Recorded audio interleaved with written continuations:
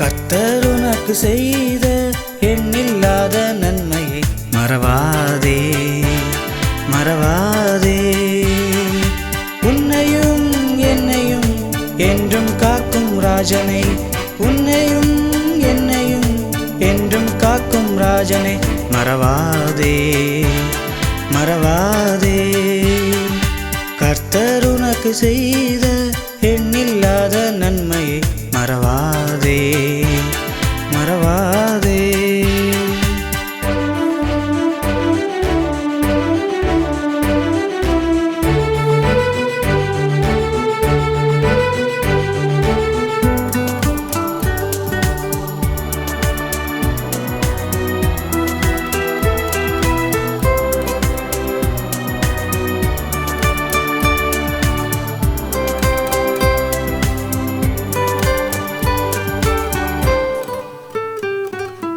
ஆகாயம் பூமியெல்லாம் ஆளுகை செய்வாரேசு, அவர் கிருபைகளை மறவாமல் நீயும் இங்கே பேசு.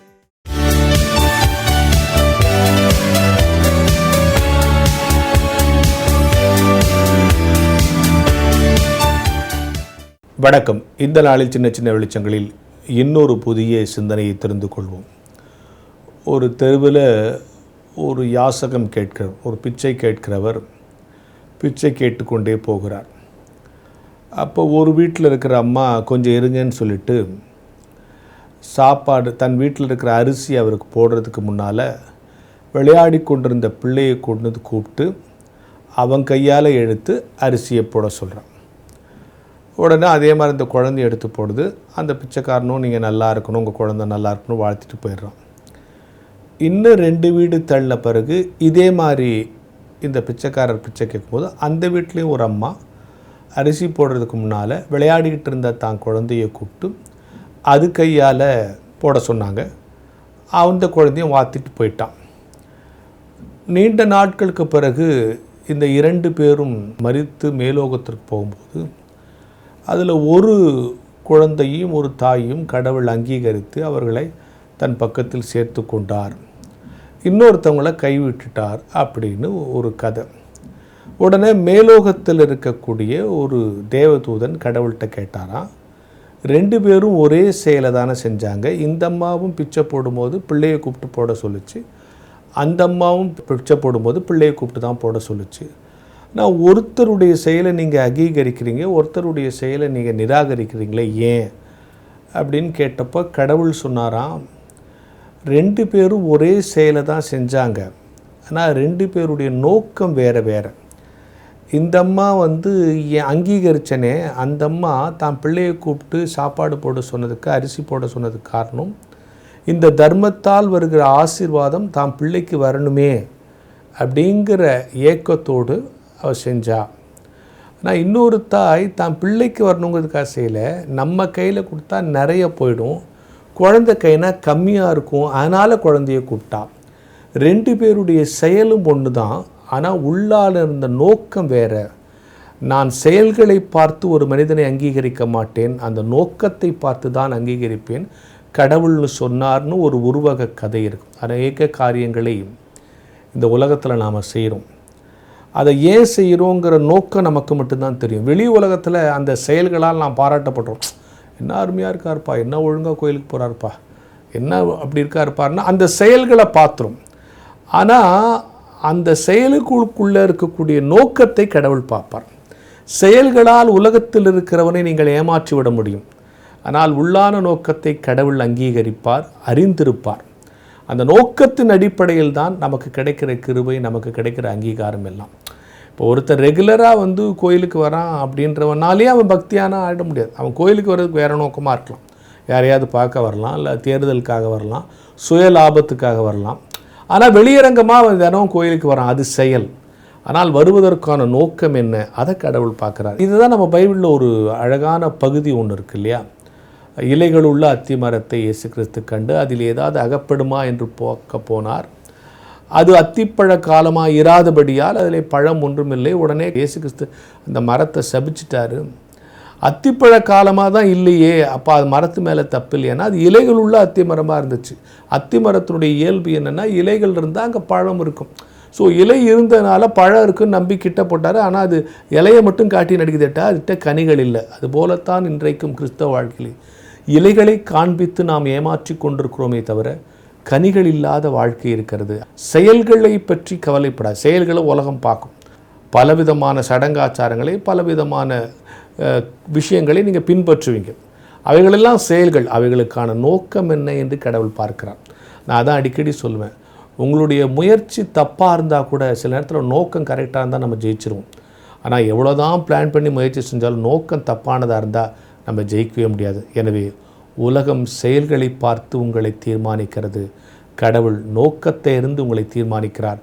நல்ல நோக்கத்தோடும் நல்ல எண்ணத்தோடும் வாழ வேண்டும் என்கிற சிந்தனையோடு இந்த நாளை தொடங்குவோம்.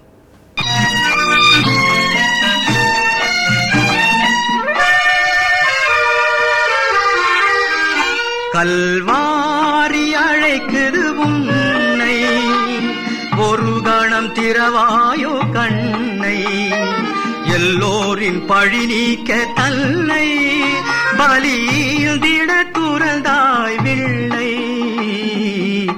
கல்வாரி அழைக்குது உன்னை.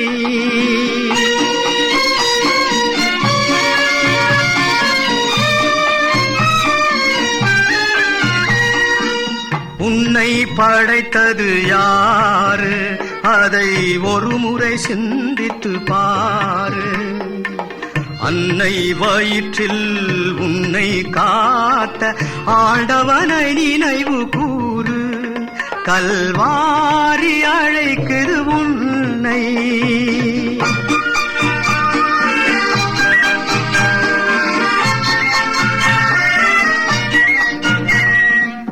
தலைவனை மதிக்க மறுத்து விட்டாய், உன் தவறினை உணராதிருந்து விட்டாய்.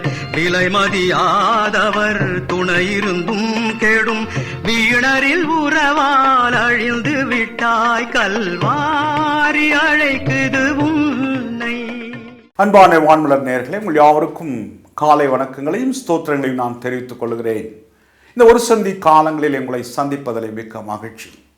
ஒரு சந்தி காலங்கள், தவக்காலங்கள் அல்லது லெந்து காலங்கள் என்று சொல்வது நம்முடைய வாழ்க்கையில மிக முக்கியமான காலங்கள் என்பதை நாம் அறிந்திருக்கிறோம். ஏனென்றால் இந்த காலங்களிலே நோன்பு காலம் என்று சொல்லி அநேகர் 40 நாட்கள் நோன்பு இருப்பதையும் நாம் அறிந்திருக்கிறோம். ஒரு சந்தி காலத்தின் முக்கியத்துவம், ஆண்டவர் இயேசு கிறிஸ்து நமக்காக சிலுவை பாடை ஏற்று மரித்தார். அவருடைய சிலுவை மரணத்தை குறித்து, பாடுகளை குறித்து தியானிக்கக்கூடிய ஒரு காலமாக இருப்பதனாலே இந்த 40 நாட்கள் தவக்காலங்களாக, நோன்பு காலங்களாக நாம் ஆசரிக்கிறோம். இந்த 40 நாட்களோடு இந்த ஒரு சந்தி காலங்கள் நிறைவு பெற்றது உடனே நாமும் கூட அந்த காலத்தை விட்டு விலகி போகிறோம். அன்பானவர்களே, இந்த காலத்தை விட்டு விலகி போவதற்காக கொடுக்கப்பட்ட காலம் நோன்பு காலம் அல்ல. நாம் தொடர்ந்து வாழப்போகிற கிறிஸ்துவ வாழ்வுக்கு அடிப்படையே ஆண்டவர் இயேசுவின் சிலுவை பாடு, மரணம், உயிர்த்தெழுதல். ஆகவே இந்த காலங்கள் எவ்வளவு முக்கியமானது என்று சொன்னால், நம்முடைய கிறிஸ்தவ வாழ்க்கையின் ஒவ்வொரு நொடியின் வாழ்வுக்கும் இது அவசியமானது. ஏனென்றால் கடவுள் நம்மை நேசிக்கிறார், நம்மேல் அன்பு கொண்டிருக்கிறார். இந்த முழு மனுக்குலத்தையும் அன்பாக நேசித்ததின் விளைவாக தன்னுடைய சொந்த குமாரன் என்றும் பாராமல் அவரையே நமக்காக கொடுத்தார்.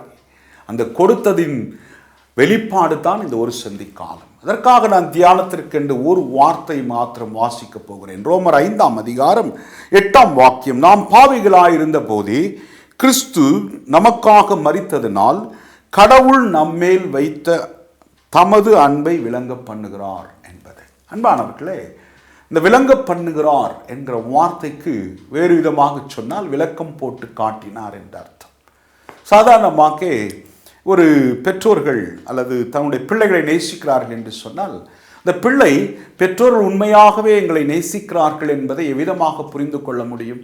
பிள்ளைகளுடைய தேவைகள் எல்லாவற்றையும் பெற்றோர்கள் செய்யும் பொழுது அந்த பிள்ளைக்கு வேண்டிய ஒவ்வொன்றையும் படிக்கும் பொழுது வேண்டிய பொருட்கள் வாங்கி கொடுப்பது, நல்ல ஆடை வாங்கி கொடுப்பது, இதை கொடுப்பதின் வழியாக அந்த பெற்றோர் தன்னுடைய பிள்ளைகளுக்கு சொல்லுகிறார், நான் உங்களை நேசிக்கிறேன் என்று. கொடுப்பது ஒருவேளை அவ்விதமாக ஒரு கணவன் மனைவி எவ்விதமாக தங்களுடைய அன்பை வெளிப்படுத்துவார்கள் என்றால் ஒருவருக்கொருவர் தங்களை கொடுப்பதின் வழியாக பரிசுகளை கொடுப்பது, தங்களையே முழுமையாக அன்பை வெளிப்படுத்தும் வண்ணமாய் கொடுப்பதின் வழியாக ஒருவர் தமது அன்பை வெளிப்படுத்த முடியும். கடவுளும் தமது அன்பை வெளிப்படுத்தினார். இந்த முழு மனுக்குலத்தையும் தாம் நேசிக்கிறேன், என்னுடைய அன்பு இந்த உலகத்தில் இருக்கின்ற ஒவ்வொரு மனிதருக்கும் இருக்கிறது என்பதை கடவுள் வெளிப்படுத்தும்படியாக, அதை விளக்கம் போட்டு காட்டும்படியாய் கொடுத்தார். யாரை கொடுத்தார்? தம்முடைய சொந்த குமாரனை கொடுத்தார். தம்முடைய சொந்த குமாரன் என்றும் பாராமல் ஆண்டவராகிய இயேசுவை சிலுவைக்கு ஒப்பு கொடுத்தார். சிலுவை மரணம் என்பது யூதர்களுடைய நம்பிக்கை. மரத்தில் தொங்கி மரிப்பவன் சாபத்திற்குரியவன்.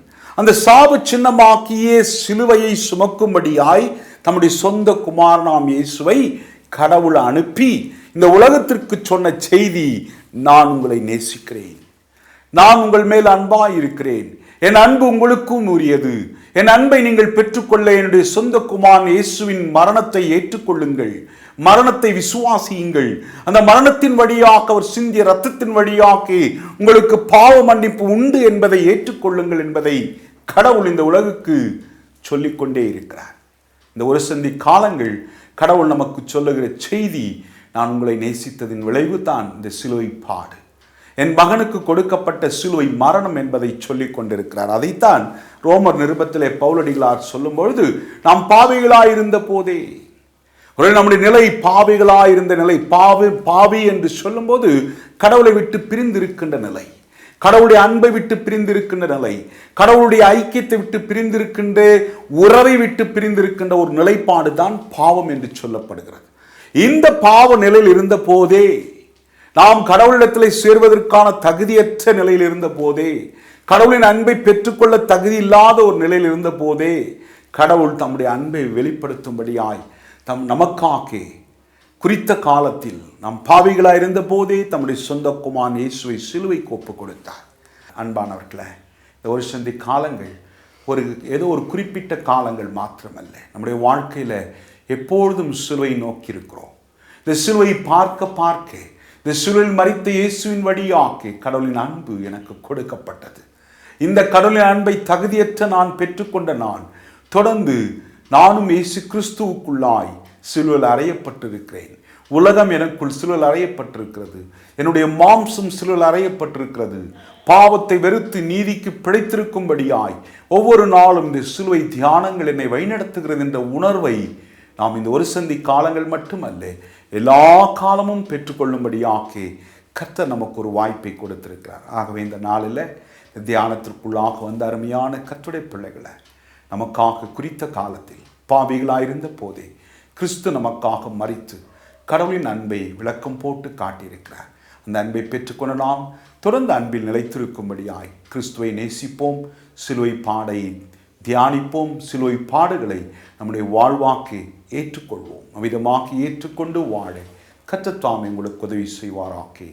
ஆமென். செபிப்போம். கிருபையும் இரக்கம் நிறைந்த எங்கள் அன்பின் திரிய கடவுளை, இந்த அருமையான இந்த ஒரு சந்தி காலை தியானத்திற்காக நன்றி சொல்கிறோம். பாவிகளாய் இருந்த போதே கடவுள் கிறிஸ்துவை ஏற்ற காலத்தில் சிலுவை மரணத்திற்கு ஒப்பு கொடுத்ததினாலே உம்முடைய அன்பை, கடவுளின் அன்பை எங்களுக்கு விளங்க பண்ணினார் என்று நாங்கள் வாசித்தோம்.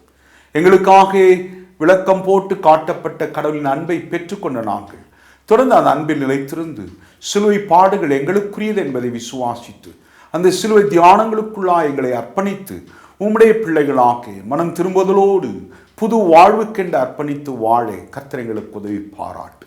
நீர் எங்களை காத்துக்கொள்ளும். இயேசுவின் நாமத்தில் வேண்டுகிறோம் நல்ல பிதாவே. ஆமென்.